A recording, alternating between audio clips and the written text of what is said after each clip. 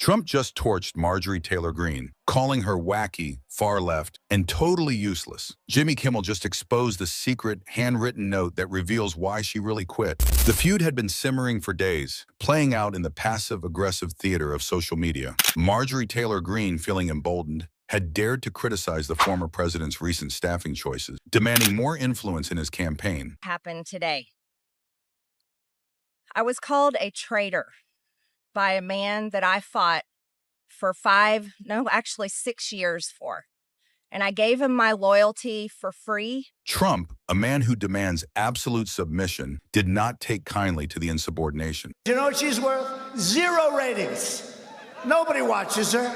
But she said... Late on a Friday night, he fired the first shot on Truth Social. "I am withdrawing my support of wacky Marjorie Taylor Greene," he posted, the capital letters screaming his displeasure. As he is withdrawing his endorsement for one of his most steadfast backers in Congress. In a Truth Social post late last night, the president said "She has gone far left. She is a rhino. I call her Marjorie Taylor Brown because everything she touches turns to dirt. She is a total disaster." The political world gasped. The woman who had been his fiercest defender was now his latest target. The War of the Roses had turned into the War of the Poses, and it was ugly. But while the pundits debated the political fallout, Jimmy Kimmel was preparing to reveal the personal humiliation. The monologue on Jimmy Kimmel Live began with a deceptive calm. Is likely to pass bigly. At least 50 Republicans are expected to break ranks, which has forced Trump to now claim he's for the files being released. Kimmel walked out, buttoning his jacket, a look of serious journalistic intent on his face that his audience knew meant trouble. "You know," he began, leaning against his desk, "we're watching a divorce happen in real time. Donald and Marjorie. It's the breakup of the century," he called her far left. He wrote, "I am withdrawing my support and endorsement of Congresswoman Marjorie Taylor Greene." He's so upset he couldn't even come up with a decent nickname for her. He wrote, "That's like calling Dracula a vegan. It doesn't make sense." The studio lights dimmed slightly. Kimmel reached under his desk and pulled out a single crumpled sheet of paper. It wasn't a typed memo. It was a page torn from a notepad, covered in thick black Sharpie scrawl. "This," Kimmel announced, holding it up for the camera, "is the draft of a letter Donald Trump wrote to Marjorie Taylor Greene 3 days ago. It was found in the trash, but we taped it back together." She says she still supports Trump, but she wants to see all the Epstein files.